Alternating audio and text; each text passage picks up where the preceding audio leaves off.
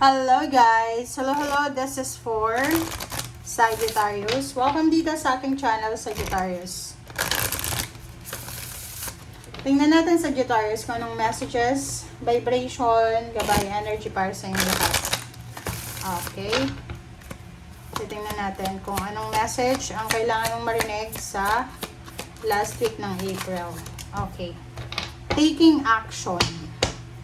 Sagittarius, taking action. I enthusiastically embrace life's boundless possibility. Enthusiastically. Okay. Isang napaka-importante na desisyon ang gagawin mo sa linggong ito. Taking action ka. Titingnan natin kung ito ay mabilis na action or pinag-isipan mo ba to. Let's check.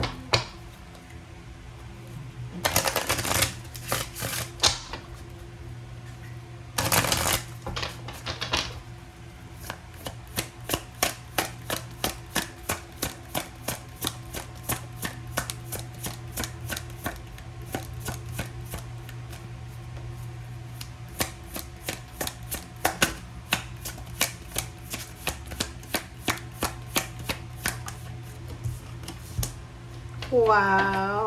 Okay. Good job. Okay, so maybe this is business related.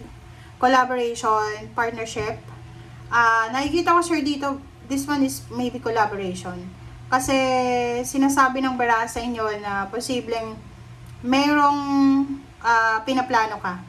It's either you're planning to launch a business, makipag-collaborate, makipag-partner sa business, or pwedeng pumirma ka na ng kontrata or isang plano, okay? Kung ano man tong pinaplano mo na to, na alam mo na dahil sa planong ito, posibleng dito magsimula yung abundance and prosperity.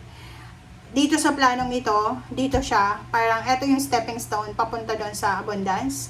Eto yung parang hagdan papunta doon sa blessings. So, nakikita ko sa'yo dito na ito yung importanteng desisyon na gagawin mo sa araw na ito. Okay? Importanteng desisyon na pwedeng makatulong sa'yo para sa pagsisimula ng blessings or para sa kumbaga way papunta doon sa blessings. Parang ganun.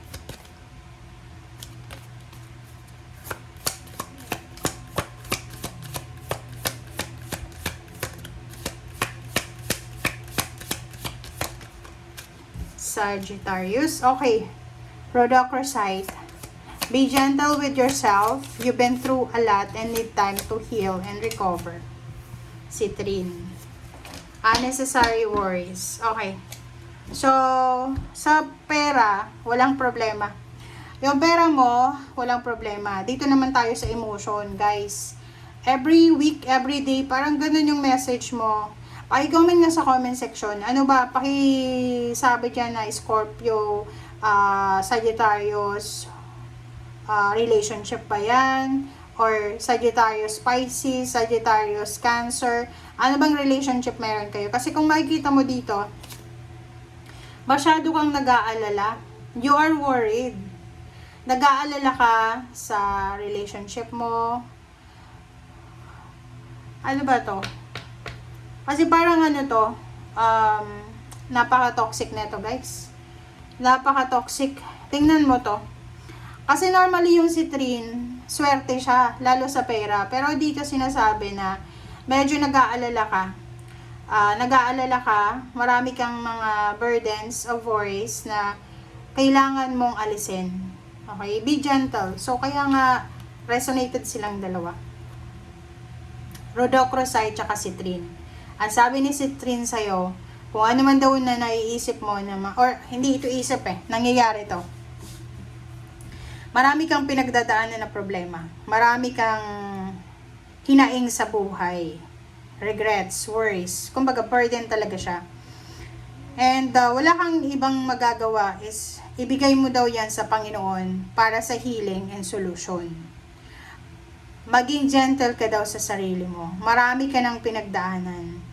Marami ka ng pinagdaanan na hindi maganda. Oras na para sa healing and recovery. Tingnan mo, pareho lang to eh. 'Di ba?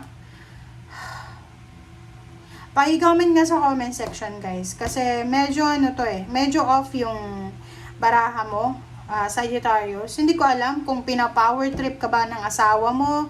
Pina-power trip ka ba ng boyfriend or girlfriend mo. Ng magulang mo. Or sino bang kumokontrol ng utak at puso mo. Kasi dito, suicidal to eh. Sorry guys Pero parang ganun eh. Alam mo na may problema, pero hinahayaan mo itong taong ito na kontrolin ka. Maging, be gentle sa sarili mo hindi ito yung unang beses na nag-aalala ka. Palagi kang nag-aalala. Yung parang like asawa. Asawa ba yan? Asawa ba? Boyfriend, girlfriend, na parang palagi kang everyday sinasabi. So, maghiwalay na tayo, Sagittarius. Parang ganon. And ikaw naman, in love na in love. So, ay, nako. Everyday ba naman sabihin yun sa'yo? Hindi ka pa ba naririndi? 'Di ba? Sabi sa'yo dito ng baraha, ang dami mo ng pinagdaanan. Na ngayon ay oras mo na para pagalingin yan and makarecover ka na. Kung babae or lalaki yan, na parang inaano ka, ang tawag dyan, narcissistic ba yan? Na ginagaslight ka? Oras na, okay, para i-release mo yan, alisin mo na yan na burden na yan ng worries. Ibigay mo na yan sa Panginoon para sa healing and solution. Okay? Na bad trip tuloy ako. Kakaawa ka naman. Nakikita ko lalaki to. Lalaki na Sagittarius or pwedeng babae. Mga narcissistic yung relationship nyo. Kasi yung pera, sobrang swerte kayo eh. Baka swerte nyo sa pera. Yung relationship nyo naman, nakakuha kayo ng relationship na toxic. Narcissistic. And, mahilig mag-gaslight, mahilig mag-manipulate, mahilig parang tawag doon, yung parang kinokonsensya ka. Parang ganun. Alright. Death card. Sabi sa'yo eh. Nakita mo naman, binalasa natin nakikita mo dito yung Two of Swords, tsaka yung Elder of Wands. Sinasabi ng baraha sa'yo dito na ilang beses mo na din na pinag-isipan na is either gawin yung decision na to. Pero, sinasabi ng baraha sa'yo dito na hindi mo itinutuloy. But now, sinasabi ng death card na oras na. Alam mo ba tong death card na to? Resonated siya sa dalawang baraha mo na sinasabi na oras na.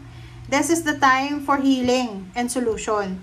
This is the time for healing and recovery. Tapusin mo na. Okay? Sinasabi ng baraha sa'yo, in terms of money naman, sabi ng baraha dito sa pera mo, napaka-exciting. Kung ano man tong ginagawa mo sa ngayon, kung ano man yan na pinagkakaabalahan mo, kung ano man yung plano mo na yan, Sagittarius, i-continue mo daw. Continue mo lang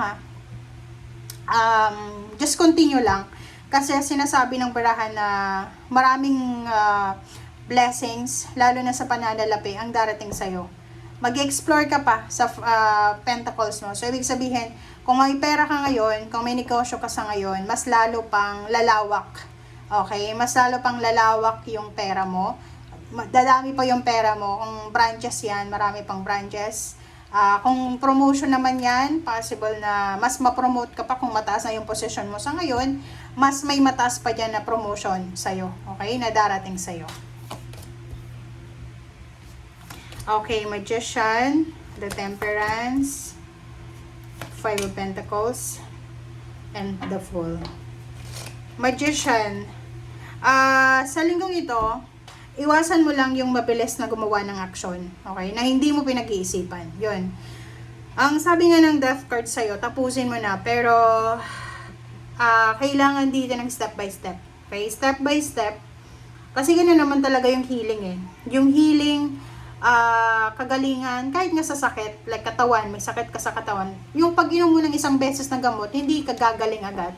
Kasi continuous dapat. So, the Magician, huwag masyadong mag-expect ng mabilisan na result, okay? Kailangan mong magpasensya. Kailangan mong mag-antay. Kailangan mag-antay. Kailangan mong magpasensya. Doon naman sa mga Sagittarius na may mga problema sa pera, kung may problema lang kayo. Kung may problema kayo sa pera, sinasabi ng baraha, huwag kayong mag-alala. Kasi yun nga yung sabi ko sa inyo, mag-explore pa yung posibilidad mo sa Pentecost, sa pera. And Zero the Fool is here, sinasabi na isang pagsisimula, ang posibleng gagawin mo, like dito, negosyo or collaboration, isang pagsisimula, ang posibleng gagawin mo na magdadala sa'yo ng sobra-sobrang abundance and prosperity. Okay? So, thank you guys for watching. Bye!